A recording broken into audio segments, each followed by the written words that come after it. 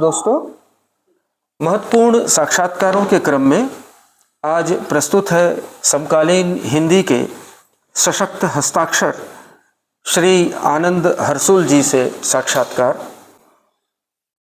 श्री हर्षुल हमारे समय के बड़े कथाकार, बड़े उपन्यासकार हैं। वे मध्य प्रदेश साहित्य परिषद के सुभद्रा कुमारी चौहान पुरस्कार से सम्मानित हैं। वे विजय वर्मा अखिल भारतीय कथा सम्मान से सम्मानित हैं। वे वनमाली कथा सम्मान से विभूषित हैं।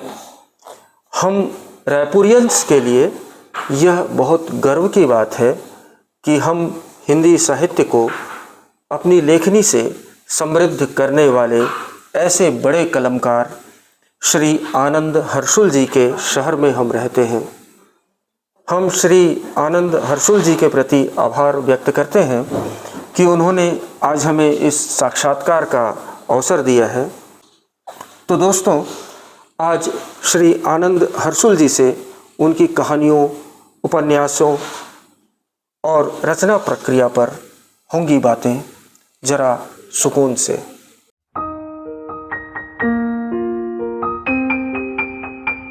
भैया, आपका यदा कदा चैनल में बहुत बहुत स्वागत है। हम आपसे यह जानना चाहते हैं कि आप हिंदी में लगातार रच रहे हैं, अपनी लेखनी से हिंदी को लगातार समृद्ध कर रहे हैं। अंग्रेजी के आज के इस वातावरण में आप हिंदी को किस जगह पर पाते हैं? ये आपकी बात बिल्कुल सही है कि जब हम अपने आस पड़ोस में, अपने घरों में भी देखें तो अंग्रेजी का जिस तरह युवा पीढ़ी के भीतर जोर है या जिस तरह वो उसको ग्राह्य करते हैं, वैसे वो हिंदी को ग्राह्य नहीं करते। इस पे एक गलती हमारे परिवारों की भी है कि हमने हिंदी को जगह अपने परिवारों में दी नहीं है। होता ये है कि आप जिस भाषा में, जो आपकी मातृभाषा है, उसमें आपको अपनी मातृभाषा का गर्व होना चाहिए। दुर्भाग्य से हिंदी पट्टी में यह गर्व दिखता नहीं है।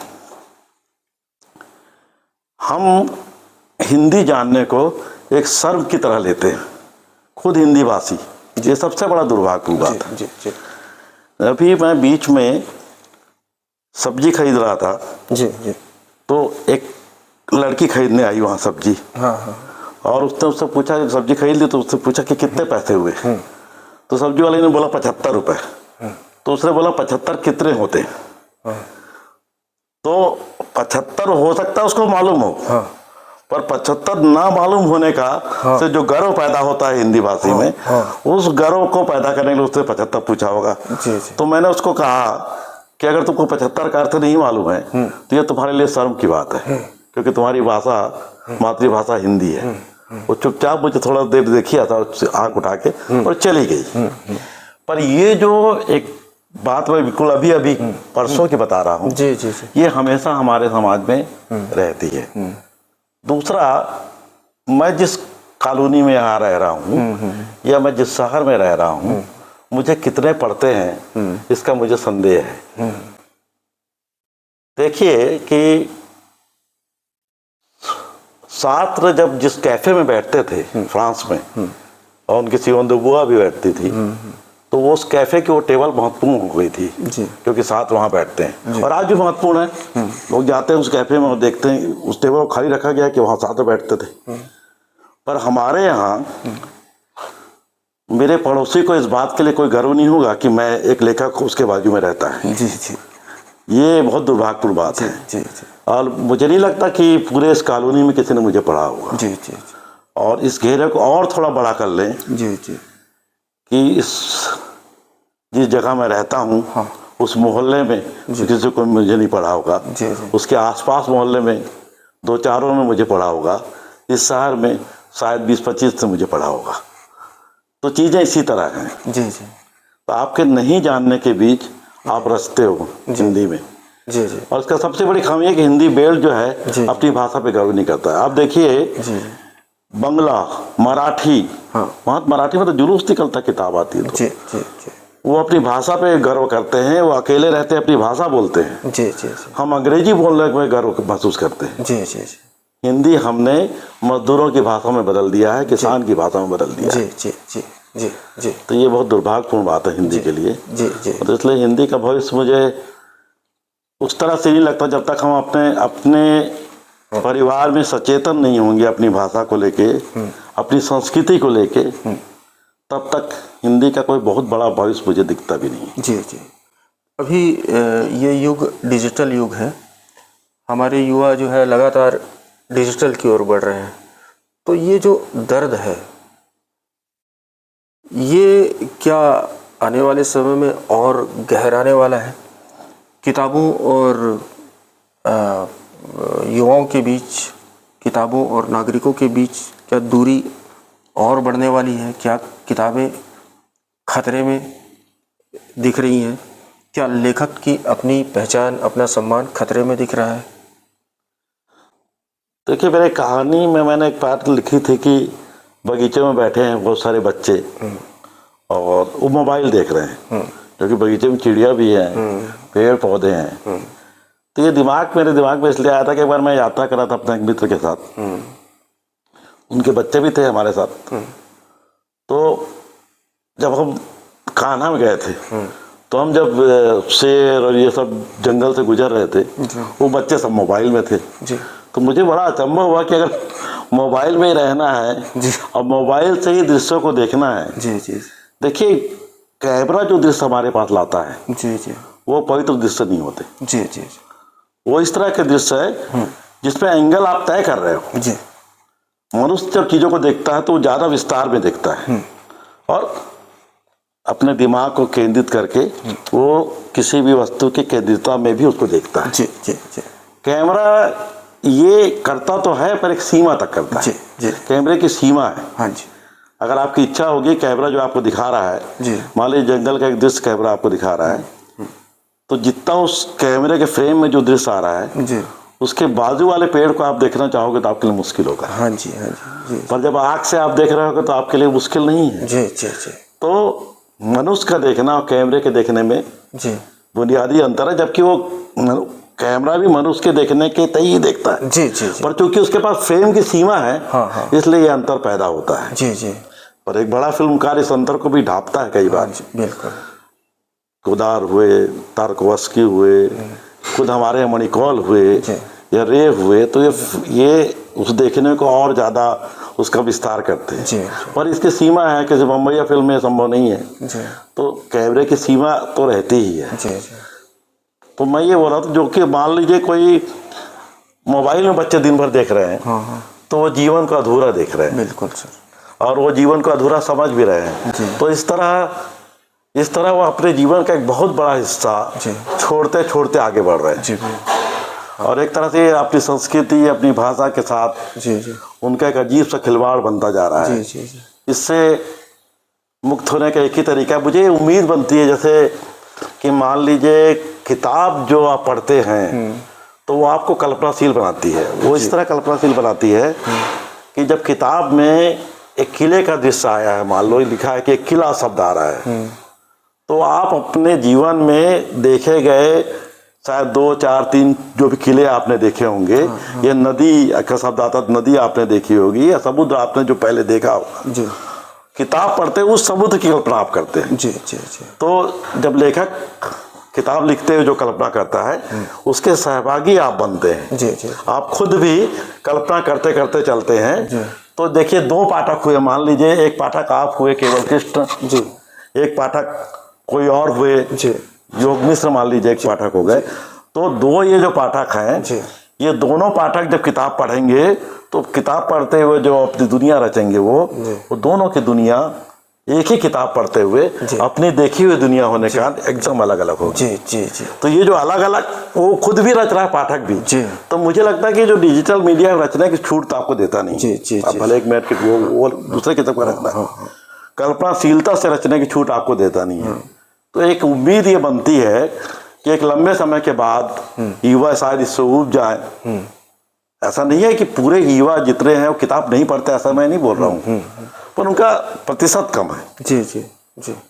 तो मैं ये उम्मीद कर रहा हूँ कि इस कल्पनाशीलता के खेल में पढ़ने के शौक में जी जी वे किताबों की ओर लौटेंगे जी, और किताबें फिर लौटेंगी। जी जी। तो मतलब लौटना बड़ी मात्रा में धीरे धीरे संभव हो जाएगा, ऐसा मुझे लगता है। जी। आपकी इस विचार प्रक्रिया में एआई युग को भी शामिल कर लेते हैं कि एआई अब तो इस तरह का हो गया है कि यदि एआई को कहे कि आप आनंद हर्षुल जी के शैली में लिखो या विनोद कुमार शुक्ल जी के शैली में लिखो या किसी अमुक लेखक की शैली, तो वो उस शैली में लिख करके चीज़ें दे देता है। तो कल के दिन खतरा ये नहीं है कि किताबें यदि लौटे तो इस तरह नकलीपन के साथ लौटे जिसमें बिना अनुभूतियों का लेखन हो। ये खतरे तो हैं, पर मुझे लगता नहीं कि एआई किसी लेखक को पूरी की पूरी तरह उतार सकती है। जी जी जी। हर बार मुझे लगता है कि जब मैं लिखने बैठता हूँ, मुझे लिखते हुए 40 साल हो गया, पर जब भी अभी मैं शुरू करता हूँ कोई कहानी या उपन्यास शुरू करता हूँ, आप भरोसा करिए मैं उतना ही नया होता हूँ जितना अपनी पहली कहानी लिखी। जी जी जी। ये संभव ही नहीं होता कि कोई एआई मेरी किसी। अच्छा, दूसरा क्या है कि एक लेखक जो है, एक किताब में उसकी जो स्टाइल है, जरूरी नहीं कि रेगिस्तान में रेतीला में मेरी जो स्टाइल है वो देखना में मेरी स्टाइल जी जी जी जी, मतलब मूलतः पूरी की पूरी उसी तरह की स्टाइल हो। एआई एक तरह की नकल है। जी जी जी। तो और वो मनुष्य की बुद्धि का विकल्प हो ही नहीं सकता, ये मैं मानता नहीं। जी जी जी। मनुष्य की बुद्धि का जो विस्तार है और वो जिस तरह से अपनी सीमाओं का उल्लंघन अपार हद तक करता है, वैसा एआई कर पाएगा ये मुझे लगता नहीं है, क्योंकि आखिर यह एआई जो की उत्पत्ति है मनुष्य की ही उत्पत्ति है। जी जी जी। लेकिन ये क्या अब एआई आइंस्टीन के दिमाग को ले आएगा, जी जी, उसकी नकल करेगा। जी।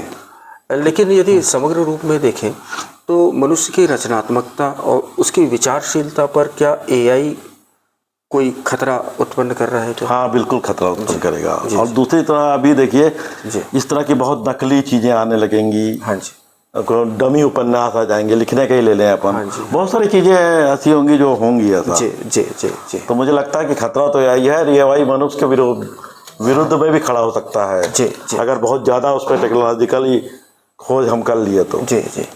अभी ये भी देखा जा रहा है कि बच्चों पे बहुत कम साहित्य रचा जा रहा है। आपने अपनी जिम्मेदारी को पूरा किया है, लेकिन बहुत सारे लोग जो है बच्चों के लिए नहीं लिख रहे हैं, जबकि बच्चे जो है जिस तरह युवाओं के हाथों में आज मोबाइल है, आज वैसे ही बच्चों के हाथों में मोबाइल है। माँ बाप उनको अच्छी किताबें पढ़ने के लिए प्रेरित नहीं कर रहे हैं। एक ज़माने में चंदा मामा, नंदन, पराग जैसी उत्कृष्ट किताबें निकलती थी, उस ओर किसी का भी ध्यान नहीं जा रहा है। तो आज के दिन ये डिजिटली जो संस्कारित हो रहे हैं बच्चे, ये कैसा समाज रचने वाले हैं कल के दिन? अब ये तो चिंता का ही विषय है कि जो डिजिटली संस्कारित बच्चे हैं जी, वो एक डिजिटल समाज ही रचेंगे। बिल्कुल। तो जिसमें वही कल्पनाशीलता की गुंजाइश जिसमें थोड़ी कम रहेगी। हाँ हाँ। और दूसरा मुझे ये लगता है कि हम खुद ये गुंजाइश नहीं बना रहे हैं अपने घरों में। जी जी।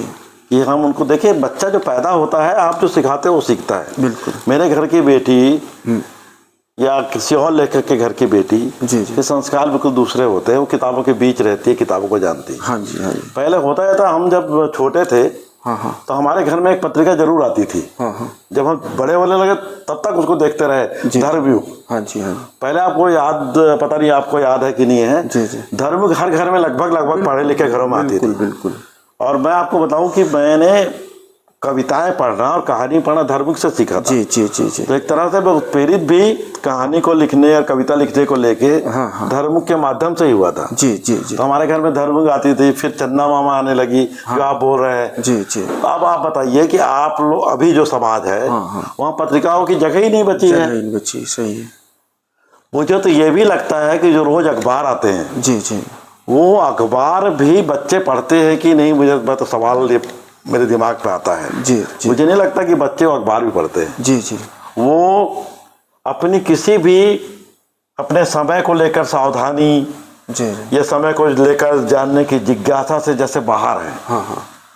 वो उसको उस तरह से डिजिटल मीडिया के थ्रू जाना चाहते हैं जी। और जिसका एक बहुत बड़ा हिस्सा नकली और झूठा है। जी जी जी जी। जैसे व्हाट्सएप पे जो चीजें आती हैं या जो एक मिनट की रील में आती हैं, जी जी नकली चीजें, नकली बातें, झूठ, जी जी उसके पे जीते हैं और वो उसको सच भी मानते हैं। जी जी जी जी जी। और इससे हुआ ये कि जो धार्मिक स्थिति भी हमारी जो है, जी सांप्रदायिक सद्भाव वाली जो स्थिति, उसको भी ठेस पहुंच रही जी है। जी जी जी बहुत सारे बाबाओं के वक्तव्य आप देखिए जी जी आते हैं, नेताओं के वक्तव्य आते हैं जी।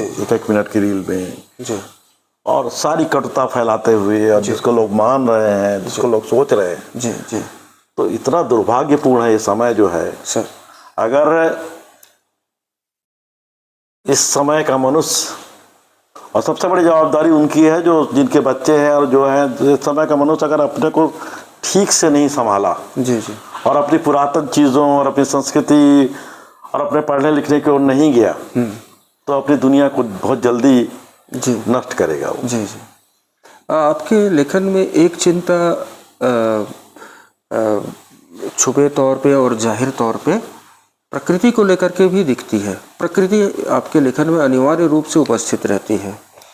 तो ये किस तरह की चिंता है आपकी? अभी आपकी एक किताब अभी हाल ही में आई, उसकी बहुत बहुत बधाई, रेतीले। इसमें भी रेतीला, इसमें भी प्रकृति की प्रकृति एक पात्र की तरह उपस्थित है। जैसे कि अक्सर आपकी कहानियों और उपन्यासों में पात्र बन के उपस्थित होती है और संवाद करती है अन्य पात्रों के साथ। इसमें भी दिख रहा है कि प्रकृति यहाँ पर उपस्थित है।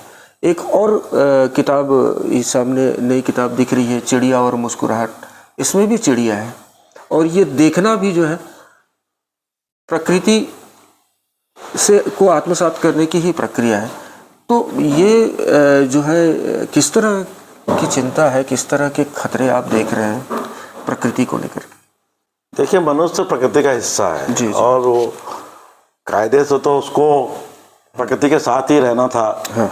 और जिस तरह वो आया, जी जी, और बहुत ही कम ज़रूरत और कम आविष्कारों के साथ उसको अपना जीवन प्रकृति के साथ जी जी निभाना था। हाँ जी। पर हमने बहुत सारे आविष्कार किए और बड़ी बड़ी चीज़ें बनाई और प्रकृति से हम थोड़ा दूर भी होते चले गए। जी जी। पर मुझे हमेशा लगता है कि प्रकृति से ही मनुष्य का जो तारतम्य है वही सबसे गहरा होना चाहिए। जी जी। और वो बने रहना चाहिए हमेशा। तो मेरे यहाँ जब भी मैं लिखना शुरू करता हूँ जी। तो मुझे लगता है पेड़ पौधे सब एक दूसरे मनुष्य की तरह ही आपस में सब घुले मिले हैं। तो वो चीज़ों में आती होंगी। रेतीला में तो पूरे 2 अध्याय प्रकृति के हैं। जी जी। जिसमें नदी कैसे उत्पत्ति हुई और रेत कैसे उसमें बांटी जा रही है और ये हो रहा है। तो पूरे 2 अध्याय, जैसे कोई हवाई जहाज उड़ने के पहले रनवे पे दौड़ता है, वैसे के 2 अध्याय हैं इसमें। जी जी। अगर वो 2 अध्याय होते नहीं तो मैं तो उपन्यास ही नहीं लिख पाता। जी जी। तो प्रकृति तो मनुष्य के साथ इसी तरह बनी रहती है। जी जी। मुझे तो ये लगता है, इस उपन्यास में एक पंक्ति भी आई है। जी जी। कि जो आधुनिक मनुष्य है जी, उसको आदिवासी हो जाना चाहिए। क्या बात है।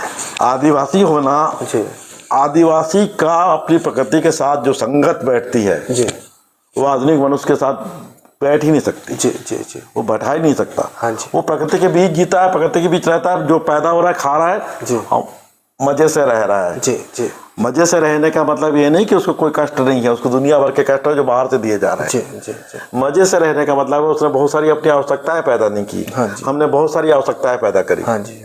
वो प्रकृति के साथ रहते हुए कम में भी खुश है। जी जी। तो मेरे को मुझे ये लगता है कि प्रकृति के साथ हमारा तारतम्य जिस तरह बने रहना चाहिए। जी। और मेरे लेखन में तो इसी तरह वो आती है प्रकृति जैसे मनुष्य आ रहा हो। जी। ये इन किताबों के बारे में भी बताइए, चिड़िया और मुस्कुराहट और ये देखना। जो ये देखिए, ये तीनों किताबें विश्व पुस्तक मेले अभी 2025 में दिल्ली में रिलीज हुई। जी जी। तो वैसे देखना पहले मैंने लिखा था, उपन्यास है देखना। जी जी। वो एक अंधे आदमी पे है जो रेलवे प्लेटफॉर्म में रह रहा है। जी जी। और जिससे अपनी बेटी की रक्षा करते हुए हत्या हो जाती है। देखना लिखने का विचार मेरे दिमाग में तब आया जब मेरे एक दोस्त जो जबलपुर में रहते हैं जी, उन्हें किन्हीं कारण से जेल हो गई थी। असल में उनके दोस्त से कोई झगड़ा वगड़ा हो गया था, तो वो उसको बचाते हुए ऐसा कुछ हुआ कि उनको जेल हो गई। तो जब वो जेल में गए उसके बाद वो लौट के आए तो उन्होंने एक दिन अपना अनुभव बताया कि हमारे साथ एक अंधा भिखारी वहाँ पे था जिससे हत्या हो गई थी। जी जी। और ये जेल में वो था समझिए। तो फिर भी वो इतना बेचैन रहता था जेल से जाने के लिए। तो इनको बड़ा आश्चर्य होता था कि जो आदमी दिखाई नहीं दे रहा है उसके लिए जेल भी बराबर है या जहाँ से वो आया है वो भी बराबर है। तो मुझे ये बात बहुत प्रभावित करी कि है। बताइए, देखिए कि जे एक अंधा है जो जेल में गया हुआ है और उसको सच में क्यों फर्क पड़ रहा है, वो तो यहाँ भी है वहाँ भी है। फिर मुझे लगा जेल तो जेल होती है, वो जहाँ भी होगा। तो इस तरह उपन्यास की शुरुआत हुई। तो इसका भी पहला अध्याय वैसे ही है कि देखना देखना करके कि अगर वो देख पाता तो ये देखता, वो देख पाता तो वो देखता। जी जी जी जी। तो और ये चिड़िया और मुस्कुराहट जो है ये इसमें तो कहानियाँ समय समय पर लिखी गई। जी जी। बहुत सी। अच्छा, कहानी संग्रह है वो? ये कहानी संग्रह है। जी जी। अच्छा, आपकी कहानियों में एक मनोवैज्ञानिक पृष्ठभूमि भी अनिवार्य रूप से उपस्थित रहती है। एक मनोविज्ञान भी जो है वो कहानियों में पात्रों का मनोविज्ञान, पात्रों का जो है वो मनोवैज्ञानिक द्वंद्व, वो सब उपस्थित होता है। तो ये जो है वो संयोगवश ऐसा सब कुछ होता चलता है या फिर वो सप्रयास कुछ? देखिए, मेरे लिखने में सप्रयास तो कुछ होता ही नहीं। जी जी। जब मैं सोचता हूँ कि कई बार जैसे उपन्यास में सोचता हूँ कि इसको मैं इस तरह लिखूंगा, जैसे चिड़िया बहनों का भाई उपन्यास जो था, जी जी, वो मेरा पहला उपन्यास था। तो उसको लिखते हुए मैंने सोचा कि मैं इसको नाचा पे लिखूंगा, छत्तीसगढ़ की नाचा पे। जी जी जी। तो नाचा पे पूरा आएगा वो। पर हुआ ये कि जब मैं लिखना शुरू किया तो उपन्यास वहाँ चला गया। जी जी। कल्पना में जो मैं सोचा था उससे एकदम बाहर। जी जी। जो मेरी कल्पना की उड़ान में वो इधर उधर बहता चला गया। जी जी। तो नाचा उसमें एकदम आखिरी अध्याय में आता है कि वो नाचा सीख रहे हैं क्या, मतलब जिसको पूरा लिखना जाना था तो वो पूरा 300 पेज का 250 पेज का उपन्यास नाचा एकदम आखिरी में आता है। तो होता ये है कि सोचा हुआ मैं लिख नहीं पाता जी। और मुझे लगता ही है कि सोचा हुआ नहीं मैं लिख पाऊँ ज़्यादा अच्छा है। जी जी जी। सोचा हुआ लिखना किसी भी चीज़ को फ्रेम में बांधने की तरह है। जी जी। क्या आपने ये सोचा? सोचा हुआ सोच कर निबंध लिखा जा सकता है। जी जी। रचनात्मक लेखन में तो जी जी कल्पना की उड़ान, बिल्कुल, यथार्थ के उठाव, बिल्कुल ये सब होना चाहिए। जी जी जी जी। ये भी देखा जाता है कि बहुत सारे लोग लेखन से पहले रिसर्च करते हैं फिर वो लिखते हैं। तो जैसे कहानी के बारे में यदि आप एक कहानी लिखनी है तो उसमें बिना अनुभव किए क्या कोई अच्छी कहानी लिखी जा सकती है रिसर्च के बेस पे, जैसे कि बहुत सारे लोग प्रयास करते हैं? दूसरा ये है कि जो फंतासी है उसमें और यथार्थवादी कहानियों में या रचनाओं में आप उसको किस तरह अंतर करेंगे? अब ऐसा है कि मनुष्य जो है, एक लेखक अपनी स्मृतियों को ही लिखता है। जी। मनुष्य अपनी स्मृतियों के सहारे ही पूरा जीवन काटता है। और स्मृतियाँ भी किस तरह की, देखिए कि अभी मैं आपसे बात कर रहा हूँ जी, उसके एक क्षण पहले का समय जो है स्मृति में चला गया है। जी जी जी जी जी। मतलब स्मृति तुरंत जी जी गढ़ती जाती है। एक एक क्षण बाद व्यतीत होती जाती है। जी जी जी। तो और एक लेखक अपनी स्मृतियों में ही चीज़ों को जानता समझता है जी, और उसी को अपने लेखन में विस्तारित भी करता है वो। जी जी जी। तो होता ये है कि जैसे कोई एक पात्र जब वो गढ़ता है, हाँ जी, तो ज़रूरी नहीं है कि उसका देखा हुआ वो पात्र बिल्कुल पूरी तरह पवित्र वैसे ही हो। वो हो सकता है कि उस पात्र के साथ 2-3 और उसके देखे हुए आदमी उसमें मिले हुए। बिल्कुल बिल्कुल बिल्कुल। ये लेखन का अलग तरह का, मतलब मैं अपने लिखे को लेके बात कर रहा हूँ। दूसरे लेखक पता नहीं कैसे करते हैं। हो सकता है हूबहू उसको उसी तरह करते होंगे। जी जी। पर जब मेरे यहाँ पात्र आते हैं तो एक साथ एक मनुष्य पे 2-3 मनुष्य शामिल रहते हैं। जी जी जी। 2-3 मनुष्य शामिल होकर फिर एक पूरा एक पात्र बनता है। जी जी। तो बाकी जगह बाकी लेखक कैसा करते हैं, कुछ लेखक तो बहुत ही रिसर्च करते हैं। हाँ जी। कोई विषय को लेते हैं, उस पर रिसर्च करते हैं। पर मुझे लगता नहीं कि सिर्फ रिसर्च से काम चलता होगा। जी जी। बिना कल्पना के, एक लेखक की कल्पना के बिना रिसर्च का कोई मतलब नहीं है। रिसर्च आपको सिर्फ आधारभूत कुछ तत्व दे रही है जिससे आप उस कहानी को गढ़ सकें जी, पर अंततः उसको अपनी स्मृतियों अनुभव और अनुभव और अपनी कल्पना से ही आप बढ़ेंगे। जी जी जी। अब मैं आपके कुछ किताबों के नाम पढ़ रहा हूँ। बैठे हुए हाथी के भीतर लड़का, पृथ्वी को चंद्रमा, रेगिस्तान में झील, चिड़िया और मुस्कुराहट, ये आपके कहानी संग्रह है। उपन्यास है चिड़िया बहनों का भाई, रेतीला, अनगिन से निकलकर एक, ये संपादित पुस्तक भी दस बार चुका। जी जी जी।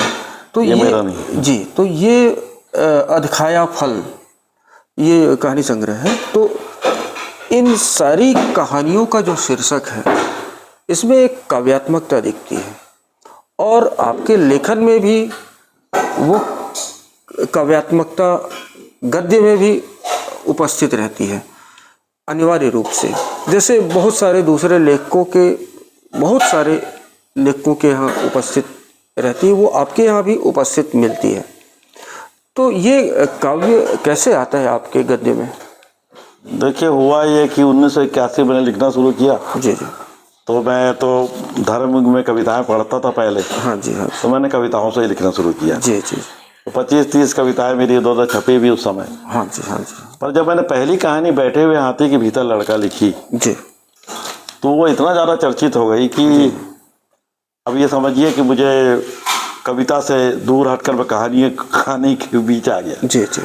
तो हो सकता है कि वो जो कविता मेरे भीतर का कवि है, हाँ हाँ, जो कविता लिखना छोड़ चुका है, हाँ हाँ हाँ हाँ, वो कहानियों में इस तरह आता हो। पर मुझे लगता है कि बिना इसके बात बनती नहीं। जी भाषा का सौष्ठव जो होता है जी, वो रचना में होना ही चाहिए। जी जी। दुर्भाग्य से हिंदी कहानी में हाँ हाँ, ऐसे लेखक कम हैं जी जो भाषा में रचते हों जी या भाषा का बहुत ध्यान रखते हों। जी जी।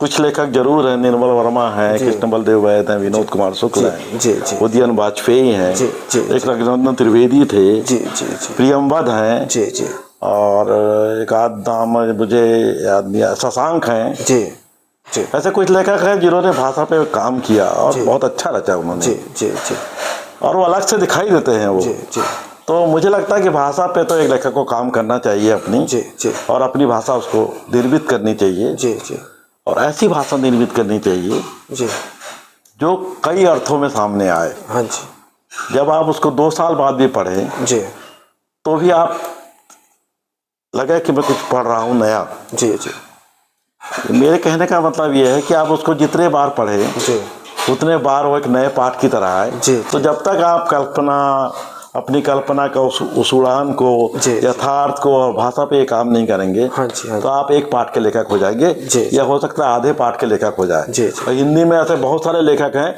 जी जी, जो आधे पाठ के लेखक हैं मेरे हिसाब से। जी जी जी, मैं स्वीकार करता हूँ कि बहुत सारी कहानियों को, मैं खुद कथा लेखक हूँ, पर बहुत सारी कहानियों को मैं पूरी पढ़ नहीं पाता हूँ, इधर लिखी जा रही। जी जी जी, ये थोड़ा विवादास्पद वाक्य है, पर ये सही है। जी जी जी।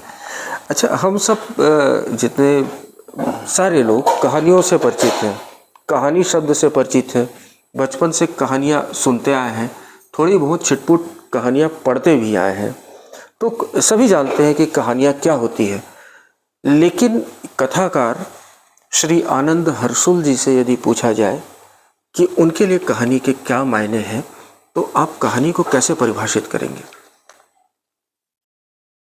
मेरे लिए कहानी जीवन को व्यक्त करना है, जी, उस तरह व्यक्त करना जैसा वह देखे जाने के बाद भी नहीं व्यक्त हो पा रहा है। जी, तो जब मैं लिखना शुरू करता हूँ तो मेरे दिमाग में कभी कभी तो कोई एक दृश्य ही रहता है बस, जी जी, कि जैसे मान लीजिए रेत पे सूरज डूब रहा है, हाँ, तो उससे रेगिस्तान में झील जैसी कहानी बन गई। जी जी, तो कोई एक दृश्य रहता है, फिर उसके एक 2 वाक्य आते हैं फिर वही वाक्य अपने आगे के वाक्यों को रचते हैं जी फिर वो रचते चले जाते हैं जी उसका कोई ऐसा ऐसा तय सिलसिला मेरे पास रहता नहीं। हाँ जी तो कई लेखक जो होते हैं वो पूरी एक कथा उनके पास होती है, पर मेरे पास पूरी कथा हमेशा हो जरूरी नहीं है। जी जी अगर मान लो वो है भी तो अंत तक वो वैसी ही रहेगी, जी यह भी जरूरी नहीं है। जी तो हर लेखक का अपना अपना तरीका होता है। जी जी जी मेरा कुछ विचित्र का तरीका है, जी जी जी विचित्र सा तरीका है। जी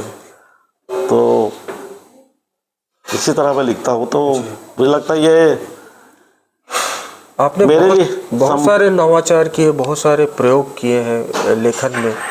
तो असल में मैं प्रयोग तो वही कर सकता है जो अपने पहले लिखे हुए को बिल्कुल परवाह ना कर रहा जी हो। जी जी जी तो मैं तो इस हद तक जाके भी प्रयोग किए मैंने कि मुझे लगा कि कहानी पहले जो लिखी गई है उसी फ्रेम में वो आए, ये मैं जरूरी मानता भी नहीं था। जी जी जी जो मेरे मन में आता था मैं वैसा लिखता था। जी जी तो शायद इस कारण ऐसा लग रहा हो कि मैंने बहुत सारे प्रयोग, अच्छा बहुत ज़्यादा प्रयोग तो मैंने किए नहीं, मुझे लगता नहीं कुछ। जी जी जी आप अपनी रचना प्रक्रिया के बारे में थोड़ा सा और विस्तार से बताइए। मैंने अभी बताया ही था उसको। असल में पात्र कैसे आप किस तरह से आप चुनते हैं, फिर वो एक कहानी की प्रक्रिया वो कैसे आकार लेती है? बात तो कोई भी गुजरता रहता है। अब मैं आपको बताऊं कि हमारे पड़ोस में यहीं पे एक लड़का रोज सुबह कुत्ता घुमाने आता है। जी यहाँ जो अमीर लोग रहते हैं जी जी जी उनको कुत्ता घुमाने के लिए आदमी की जरूरत होती है जी जी और पुचकारने के लिए कुत्ता की जरूरत होती है। जी तो वो बेचारा घुमाता था तो 3-3 कुत्ते होते थे उसके बाद। तो एक तरफ जो जिस तरफ 2 कुत्ते होते थे हाँ उस तरफ वो झुक जाता था। जी जी अब मैं मॉर्निंग वॉक पे रहता हूँ तो मैं देखते रहता था उसको। हाँ जी हाँ जी तो भैया आपको इसलिए सुना रहा हूँ कि एक उदाहरण की तरह बता रहा हूँ। जी जी जी तो मैं उसको देखते रहता था। जी जी फिर मुझे लगा यार ये तो खुद ही किसी भी कुत्ते में बदल जाएगा। ऐसे झुकते रहा और वो रहा। तो फिर मैंने एक कहानी लिखी जी गंध। क्या और उस कहानी में सच में वो कुत्तों के साथ खेलते खेलते मैंने उनको साफ करते हुए वो आदमी कुत्ते में बदल जाता है। फिर उसकी पत्नी भी उसको पहचानती नहीं है। फिर वो भट्टी में जा रहा है वो नहीं पहचान रहा है। तो आप इस उदाहरण समझ सकता है कि कहानी कैसे मेरे दिमाग में आती है। जी जी जी जी जी आप थोड़ा ये भी जानना चाहेंगे कि आपने लेखन की जो शुरुआत की, हालांकि आपने बताया है वो किस तरह से कि जिस परिवेश में, जिस भूगोल में आप रहे, वो भूगोल, वो परिवेश आपकी कहानियों में किस तरह उपस्थित होता है, और ज़्यादातर वो कौन सा भूगोल है जो बार बार आपकी कहानियों में, उपन्यासों में आता है? सौभाग्य से हमारा समय डिजिटल नहीं था। जी जी इतना हावी नहीं था डिजिटल वहाँ पे। हाँ हाँ हमारे घरों में किताबें आती थी। जी जी पिता खुद लेखक थे, वैद थे, तो वैदकी की किताबें लिखते थे। जी जी जी हमारे बाबा जो थे, जी हमारे बाबा भी लेखक थे। जी जी तो वो भी वैद थे और ज्योतिष के बड़े ज्ञानी थे। जी जी परंपरा से हमारे यहाँ हाँ जी वैदकी एक व्यवसाय की तरह था। जी जी जी इससे आप सौभाग्य बोले या दुर्भाग्य बोले, हम लोग उस व्यवसाय पे नहीं आए। जी जी पर हमारे यहाँ वैदकी और आयुर्वेद का ज्ञान जी जी परंपरा से हमारे यहाँ एक पेशे की तरह रहा। जी जी जी जी और क्योंकि वो किताबें लिखते थे तो हम लोग भी देखते थे। हाँ जी कविताएं, हमारे पिता कविताएं भी लिखते थे। जी जी जी तो अलबत्ता उनकी कविताएं बहुत जगह छपी होंगी, ऐसा मुझे लगता नहीं कुछ जगह छपी हो। हाँ जी पर आयुर्वेद के उनके लेख सुधा नदी और धन्वंतरी में बहुत छपे, हाँ हाँ जी हाँ जी जिन्हें उन्होंने बहुत सारे सफल प्रयोग किए। जी तो लिखने पढ़ने की परंपरा साथ पे हमारे थी। हाँ जी जबकि पिता से दूरी भी उतरी रहती थी। वो ऐसा समय नहीं था कि पिता से आप गलबैया जी जी जी जी गलबैया करके लिहाज, घूम ले। हाँ जी जी जो हमारा समय है। जी जी वो जिस हमारे घर में 2 दरवाजे थे, जी तो जिस तरह वो बैठते थे अपने दवाखाने में, जी तो हम लोग पीछे आंगन के दरवाजे जाते थे। जी जी देखते थे वो आंगन में बैठे हुए हैं जी और वहाँ दवा का कोई काम करवा रहे हैं, तो हम लोग दवाखाने की तरफ जाते थे। जी जी जी कोशिश करते थे कि पिता के से आमना सामना ना थोड़ा कम हो और डांट थोड़ी कम पड़े, क्योंकि वो किसी भी चीज पे जी भमक पड़ते थे। जी वो जी क्रोधित हो जाते जी थे। जी जी तो एक तरह का माहौल था जी पढ़ने लिखने का घर में। जी जी पढ़ने लिखने उन्होंने कभी मना नहीं किया जी और बल्कि हमेशा प्रोत्साहित किया। हाँ जी हाँ जी तो उस माहौल का भी असर रहा शुरुआत में। हाँ जी हाँ जी पर लिखना तो मैंने आपको बताया कि मैंने जो पढ़ते पढ़ते ही अचानक कभी शुरू किया होगा कविताएं लिखना। और फिर लिखने में आपको रास्ता ढूंढना पड़ता है। जी जी जी। आप जो शुरुआत में लिखते हो आपको लगता है बहुत महान काम आप कर रहे हो। जी जी। ऐसा कुछ आप महान कर नहीं रहे होते हो, आपको उसके गड्ढे कुछ दिनों में पता चल जाते हैं। जी जी। और आपने रास्ता पा लिया ठीक ठाक, हाँ जी, तब तो आप निकल जाते हो। जी जी। नहीं तो आप जीवन भर वही घूमते रहते हो, जी जी। जो उलझे हुए रास्ते हैं लिखने के, जी। और वही पड़े रहते हो। जी जी। भैया आप आपके प्रिय लेखक कौन कौन से हैं वो जानना चाहेंगे? देखिए, जी।